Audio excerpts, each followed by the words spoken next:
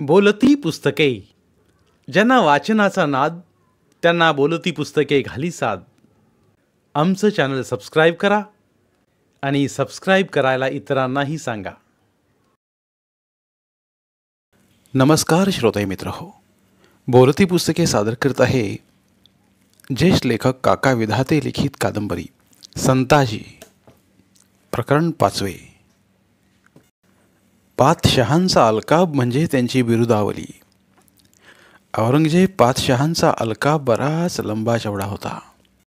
अल सुलतान अल अझम वल खाकान अल मुकर्रम, हजरत अबुल मुजफ्फर मुयुद्दीन मोहम्मद औरंगजेब बहादुर आलमगीर बादशाह गाजी, शहनशाह ई सल्तनत उल हिंदिया वल मोघलिया. आपण कसे सर्वश्रेष्ठ, सर्वशक्तिमान आणि कडवे इस्लामनिष्ठ आहोत हे या अलकाबात त्यांनी सूचित केलं होतं. पातशाह इस्लामचे सच्चे बंदे. त्यांची प्रत्येक कृती शर्यत बरहुकूम व्हायची. धर्मावर त्यांची गाढ निष्ठा इतकी की लोकांना तोच त्यांच्या जगण्याचा आधार आहे असं वाटावं. ते दैववादी नाहीत, प्रयत्नवादी आहेत हे त्यांना खरंच वाटत नसे. कारण आपल्या प्रत्येक कृतीला पातशाह अल्लाकडून अवतरित झालेल्या आणि पाक पैगंबरांनी सांगितलेल्या नियमांचा आधार देत वा उलेमांकडून तो वधवून घेत परमेश्वराची खास कृपादृष्टी त्यांच्यावर आहे हाही लोकांचा एक गाढ समज. जिंदा पीर म्हणून ते त्यांचा जयघोष करत. पातशहांना अर्थात ते फारसं पटत नसे, पण ते कधीही त्याचा प्रतिवाद करत नसत वा नाराजीही दाखवत नसत. खरं म्हणजे स्वतः काहीच न करता अल्लाहवर सारा भार टाकून बसणं त्यांना मान्य नव्हतं. प्रयत्नावर त्यांचा उदंड विश्वास होता. ते शूर, निर्भय आणि पराक्रमी तर होतेच, पण एक धुरंधर राजकारणी आणि समर्थ सेनापती म्हणूनही त्यांची ख्याती होती. आजवरच्या राजकीय लष्करी संघर्षात त्यांचं नेतृत्व, सेनापत्य लखलखत्या शस्त्रासारखं चमकून निघालं होतं. ज्या संभाजीला बुडवण्याचा निर्धार करून आपण निघालो त्याचा बालही बाका करणं आपल्याला जमू नये याची त्यांना खंत वाटायची. दख्खन फतेह करून अलम हिंदुस्थानला दारुल सलाम करणं हे त्यांचं स्वप्न. ते पूर्ण व्हायची शक्यता तूर्त तरी दिसत नव्हती. मराठ्यांविरुद्धची जलाल जंग खेळताना बुढापा असून जवानाला लाजवील अशी जिद्द त्यांनी दाखवली, तरीही त्यांचेच अमीर सालार त्याचा मजाक उडवत म्हणत, साठी बुद्धी नाठी झालेला हा बहकलेला बुढा बाबराने बुनियाद घातलेली आणि अकबर, जहांगीर, शहाजहान या थोर पातशहांनी रक्ताचं पाणी करून वाढवलेली अजीमोशान मुघलिया मसनद मातीला मिळवणार, तिची कायमस्वरूपी कब्र खडी करणार. आपल्या लोकांना असं का वाटावं ते पातशहांना कळत नसे. विचार करू लागले की मागचे प्रसंग आठवून ते अस्वस्थ होत. अकबर हा त्यांचा लाडला शहाजादा. बापाविरुद्ध बंड करून तो दख्खनेत आला आणि घाईघाईने दिल्ली सोडून पातशहांना इकडे यावं लागलं. ते स्वतः शहाजादे असताना दख्खनचा हा लष्करखेज सुभा अनेक वर्षे त्यांनी सांभाळला होता. 40 वर्षांपूर्वीची गोष्ट. लागोपाठ चढाया करून आदिलशाही, कुतुबशाही या सत्तांना त्यांनी झेरीला आणलं होतं. शहाजहान सारखा बिलंदर बाप आणि दारा शिकोह सारखा बेवकूफ भाई नशिबात नसता तर या सत्ता बुडवून तमाम दख्खन तेव्हाच आपण सल्तनतीत समाविष्ट केली असती हे ते बोलून दाखवत. त्यात अतिशयोक्ती नव्हती. अकबरचा पाठलाग करत अजमेरहून पुऱ्या तयारीनिशी ते निघाले तेव्हा दख्खनेतल्या सर्व सत्ता बुडवून साम्राज्याची सरहद्द कन्याकुमारला भिडवण्याचा त्यांचा निर्धार होता. अनेक लढायांचा तजुर्बा त्यांच्या गाठी असल्यामुळे आणि हाताशी अफाट ताकद एकवटल्यामुळे 2-4 वर्षात इथली जंग संपवून आपण दिल्लीला परतू असा विश्वास त्यांना वाटत होता. करोडो रुपयांचा खजिना, विपुल लढाऊ सामान, 5 लाखांचं लष्कर आणि त्या सर्वावर मात करणारी जिंकण्याची जिद्द घेऊन ते निघाले होते. संभाजी सारख्या एका यत्किचित डोंगरी राजाने आपल्या बगावतखोर बेट्याला आसरा द्यायचं धाडस करावं, आपल्या सामर्थ्याला आव्हान द्यावं, ही गोष्टच त्यांच्या सहनशक्ती पलीकडची होती. बुऱ्हाणपूरला आल्यावर दख्खनच्या मोहिमेची सूत्रे त्याने आपल्या हाती घेतली. संभाजीवर तलवारीची उभी धार धरून त्याला तराज करायचा मनसुबा बांधला. शंभूराजे यावेळी जंजिरेकर सिंध्याविरुद्धच्या संघर्षात गुंतले होते. खुष्कीच्या मार्गाने लष्कर आणि दर्यातून आरमार घालून त्यांनी त्याला जेर केलं होतं. मधली खाडी भराव टाकून बुजवून जंजिरा जिंकण्याचा त्यांचा खटाटोप चाललेला. सिद्धी रसदे अभावी तडफडत होता. पिंजरातल्या उंदरासारखा जलदुर्गात उड्या मारत होता. जहापना मदत मदत म्हणून बोंबलत होता. त्याला वाचवायचं आणि त्या आमिषाने कोकणात पायही रोवायचा. या इराद्याने पातशाहाने हसन अली खान या आपल्या शूर सरदाराला मोठ्या सैन्यासह पाठवले. जुन्नर मार्गे नाणेघाट पार करून तो कोकणात उतरला. त्याचा समाचार घेण्यासाठी राजांना जंजिऱ्याची मोहीम अर्धवट टाकावी लागली. सिद्धी वाचला, पण मराठ्यांनी हसन खानाची हरोळी मारून त्याला इतकं झोडपलं की जीव वाचवून तो घाटावर पळाला. रणमस्त खान, रुहुल्ला खान हे सरदार सैन्यासह त्याच्या मदतीला आले, पण त्यांचीही तीच गत झाली.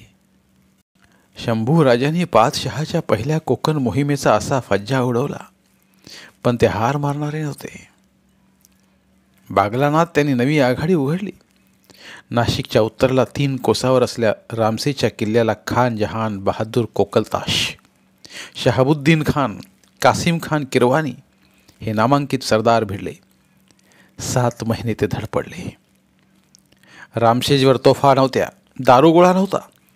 अवघी 1000 वर्ष शिबंदी होती तिथं, पण ती लढली अशा तडफेनं की मोगलांना रामशेचा पायताही चढता आला नाही.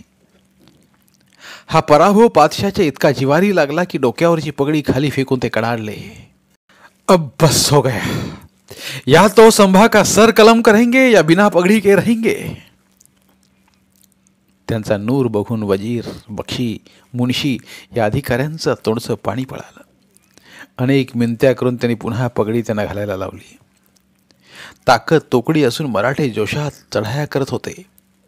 शत्रूच्या आक्रमणाची आघाडी विस्कटून टाकत होते.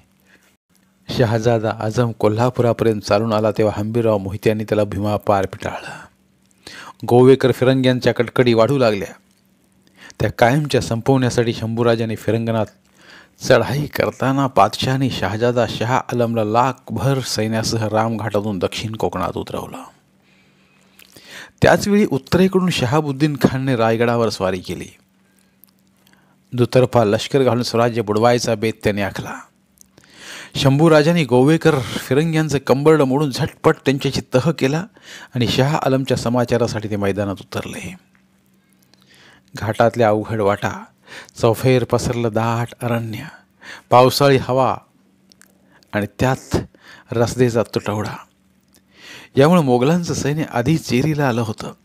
त्यात मराठ्यांचे गनिमी हल्ले. शहाजादेची दैना उडाली. पदरी प्रचंड पराभव घेऊन तो कोकणातून परत फिरला. सोबत आणल्या सैन्यापैकी पाव भाग सुद्धा सैन्य परत जाताना त्याच्याकडे शिल्लक उरलं नव्हतं. शहाबुद्दीन खानालाही रायगडपर्यंत पोहोचता आलं नाही. त्याने फक्त निजामपूर हे गाव लुटलं. पातशहाने ही मोहीम फार विचारपूर्वक आखली होती. गोवेकर फिरंगी, मुंबईकर इंग्रज यांना मराठ्यांविरुद्ध उठवायचं आणि दक्षिण कोकण जिंकून दख्खनी सुलतानाशी मराठ्यांचा असलेला संपर्क तोडायचा, अशी ही व्यूहरचना होती. पण तोडीस तो डावपेच रचून शंभूराजाने ती धुळीस मिळवली. पोर्चुगीज इंग्रजांना अशी काही दहशत त्यांनी बसवली की पातशहांची विनंती धुडकावून त्यांनी सरळ त्यांच्याशी तह केला. तब्बल 4 वर्ष शंभूराजांची झटापट झाली आणि पातशहांना सत्य कळून चुकलं. ते म्हणाले, संभाला शिकस्त देणं सोपं नाही. तूर्त त्याचा नाद सोडलेला बरा. त्याला मदत करणाऱ्या वाटग्या दख्खनी सुलतानांचं आधी कंबरडं मोडू. आणि त्यांनी घोषणा केली, चलो विजापूर. त्यांच्या वाढव्य सेना मग विजापूरची वाट चालू लागली. मोगलांची वावटळ येता 200 वर्ष दख्खनच्या मामूर मुलखावर राज्य करणाऱ्या आदिलशाहीचा डोलारा डगमगू लागला. या पडत्या काळात शंभूराजांनी तिला हर प्रकारे मदत केली. कवी कलश पन्हाळ्यावर ठाण मांडून सैन्य, रसद, दारुगोळा अशी लागेल ती मदत पुरवू लागले. विजापूर सैन्याच्या खांद्याला खांदा लावून मराठे लढू लागले. विजापूरकडे जाणारी मोगली रसद मारण्याचा तर त्यांनी सपाटाच लावला. वेढ्याच्या कामावर असलेल्या मोगल सैन्याला खायला दाना मिळेना. शहाजादा आझमचा धीर खचला. त्याने बापाकडे टाहो फोडला. आबाजान, काफिरांनी रसद मारल्यामुळे माझं लष्कर फाके पडून मरत आहे. बादशाह अहमदनगरला जाऊन मराठ्याविरुद्धच्या मोहिमेची मसलत करत होते. आझमची हाक येताच नगरहून ते सोलापूरला आले. धान्याच्या गोण्या लादलेले 20,000 बैल सैन्याच्या संरक्षणात त्याने विजापूरकडे रवाना केले. मराठे पाळतीवर होतेच. विजापुरी सैन्याच्या मदतीने त्याने रसदेवर झडप घातली. मोठं रणकंदन माजलं. बरीच रसद पळवली गेली. उरली सुरली वाचवण्यासाठी आझमची बायको जानी बेगम सैन्यासह धावून आली. राहिलेली रसद तिने छावणीत पोहोचवली. विजापूरचा वेढा रेंगाळू लागला. बादशहा स्वतः वेड्याच्या कामावर दाखल होताच मोगलांचा जोर वाढला. तो कमी करण्यासाठी शंभूराजांनी गुजरातेत सैन्य धुसघुसून भडोच लुटला. खानदेशातील धरण गावाची समृद्ध पेठ मारली. जिंजीला हरजी महाडिकांकडे 12,000 स्वार रवाना केले. कर्नाटकात या सैन्याचा हमामा सुरू होताच विजापूरच्या वेढ्यातलं बरंचसं सैन्य काढून बादशहांना ते तिकडं पाठवावं लागलं. कासिम खान, इस्माईल खान मका, याचप्पा नायक, मोहम्मद सादिक, रुस्तुम खान हे सरदार त्यांनी बंगलोरकडे रवाना केले.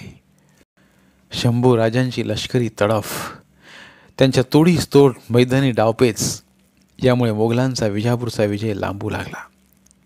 पण मराठे तरी काय करणार?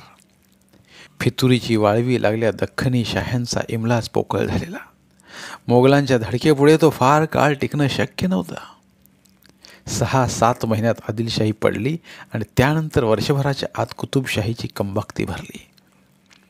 या शाह्या टिकवण्यासाठी मराठे अतोनात धडपडले, पण त्यांच्या प्रयत्नाचं मातेरं झालं. तरीही आपल्या जंग बहादर लष्कराची त्यांनी केलेली दमछाक बादशाह विसरू शकले नाहीत. गोवळ कोंड्याचा वेढा सुरू असताना एकदा तर खुद्द त्यांच्या जीवावरच बेतलं होतं. शंभूराजांच्या बेखौफ पथकाने गुलाल बार तंबूवर हल्ला चढवून त्यांना ठार मारायचा प्रयत्न केला. अचानक ते आले.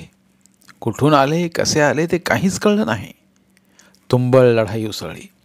किशोरसिंग हडाचे पुत्र रामनाथ सिंग, हरनाम सिंग, किशोर सिंहांचा नातू किशोर सिंह, मोहकम सिंह हे राजपूत वीर जीवाची बाजी लावून बादशहांचं रक्षण करू लागले.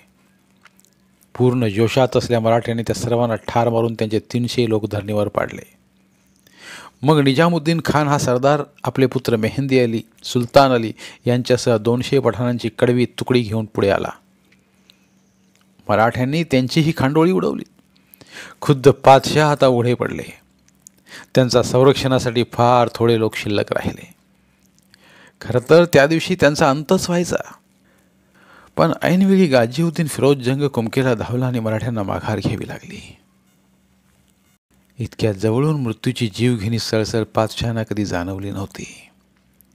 त्यांच्या अंगावर काटा फुलला. शंभू राजांचं एक नवं आणि भयंकर रूप त्यांना दिसलं. इतक्या सत्तांशी त्यांनी शत्रुत्व केलं, पण कोणी त्यांच्या जीवावर उठायचं धाडस आजवर केलं नव्हतं. संतापाने त्यांच्या उभा देह थरथरू लागला.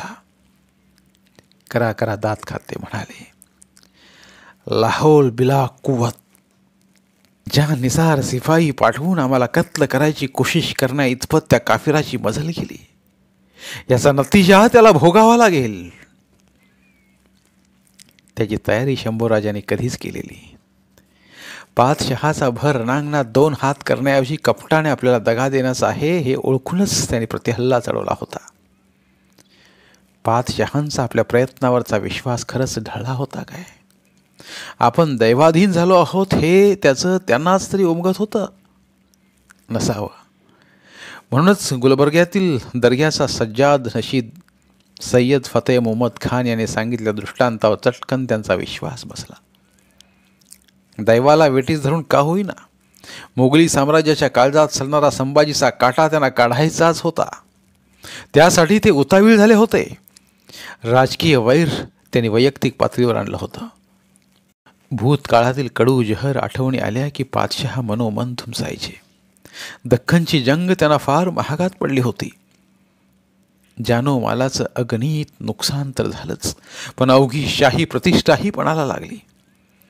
मराठ्यांनी हार जितीचा अवघा अर्थच बदलून टाकला होता. हा सिलसिला आणखी किती काळ चालणार? काबूल कंदाहार पर्यंत धडक दिलेल्या आपल्या पराक्रमी सैन्याची मराठे आणखी किती दुर्दशा करणार? या विचारांनीच बादशाह थकून जात. यावर आता एकच एक जालिम उपाय त्यांना दिसत होता. तो म्हणजे संभाजीचा नाश. धन्यवाद. उर्वरित कादंबरी पुढील भागात.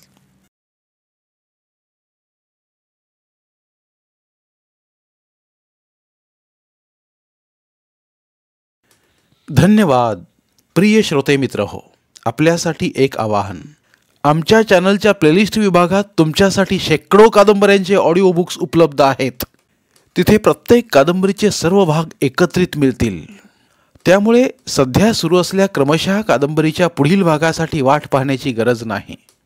तुमच्या वेळेनुसार तुम्ही संपूर्ण कादंबरी सलगपणे ऐकू शकतात आणि साहित्याचा आस्वाद घेऊ शकता. कृपया आमच्या चॅनलच्या होमपेजवर जाऊन प्लेलिस्ट चेक करा आणि तुमची आवडती कादंबरी निवडा. धन्यवाद.